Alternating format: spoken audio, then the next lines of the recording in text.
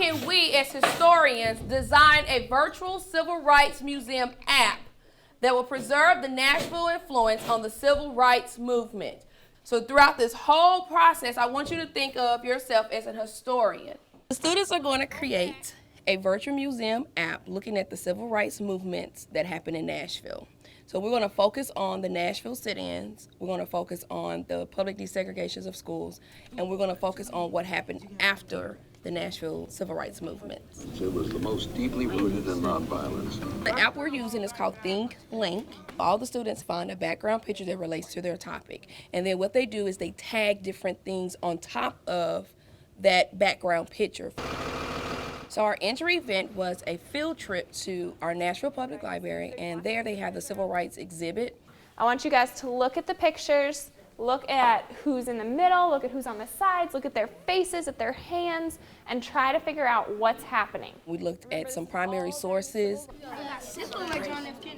That is John Lewis about to get arrested, and he is telling the police his rights. The kids were able to look at some artifacts and have a discussion about the things that happened during the civil rights movement here in Nashville. How do you feel about touching something that is almost 50 years old? History in the palm of your hand. My job as a teacher is to get them excited like I'm excited about the project. And that's one way to engage the students and get their minds to start thinking about what they're going to create. And now we're going to look at a particular book. This book is going to guide our work for our project. We started looking at the book March by John Lewis.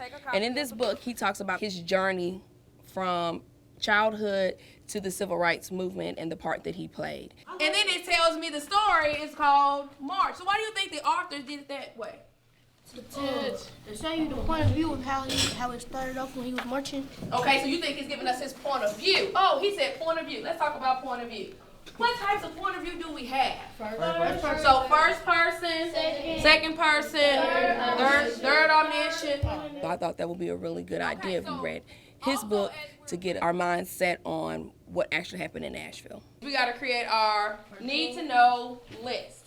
And then we created our need to know list. This is the things that they want to know from reading about John Lewis from our field trip. What's your question? How was John Lewis remain a devoted advocate of the philosophy of nonviolence? This is a list what they want to find out at the end. So we're going to go through that list. We're going to mark through the things that we found out. We could always add to the list. The clock is a way for my students to collaborate and talk to each other. So what I do is we set appointments. I learned that the lunch counter, the lunch counter we were sitting at was the lunch counter in the sit-in. So it's just a way for them to get feedback, talk to each other, get them to move, stay on topic, but talk to one of your classmates. So that's why I use the clock. I want you to take about a few minutes to journal down what did you learn, how was the experience, what did you like, what did you want more of. So just reflecting is a big part for me because that gets them to think. During this time in my classroom, I have different levels of students where they're at, and this book is a kind of a higher level book. So they read silently, and after they read silently, they journal about what they learned. And I think reading and writing go hand to hand. That has them be able to retain the information about the book. This was the first day of school in Nashville in 1957. This was the first day that African American children and white children went to school together. We invited Dr. Melnick from the Historical Commission, and she was able to take what we had already learned and add to it. This lady right here with the glasses, this is Diane Nash.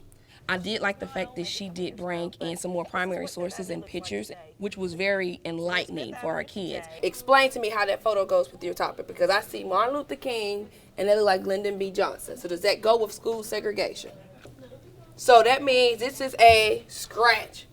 I think having her there actually helped me as a teacher realize that my students were kind of off topic a little bit. So with me having to do a checkpoint saying, okay, let me look at your pictures to see, are you kind of on the same pathway that she was on? And my kids wasn't. During our work time, the kids continued to work on the app, adding their tags, adding more information to what they want to display for their virtual museum app. My topic is Nashville sit-ins, and I chose this background picture because it's showing a really detailed sit-in that they did. They also did a charrette protocol, and with the charrette protocol allowed them to talk to a peer that's not on their team and get feedback. What do I need to add to my app? What do I need to delete?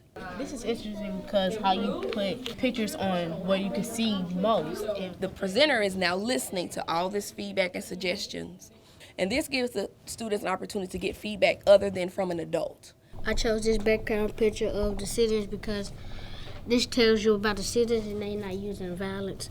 This is where they learned their techniques on how to not be violent. We had a panel today of 6 people. I had one person from our school, which was our media specialist. I had 2 historians, a TSU professor, and Dr. Melnick, who was here with us before from the Historical Commission.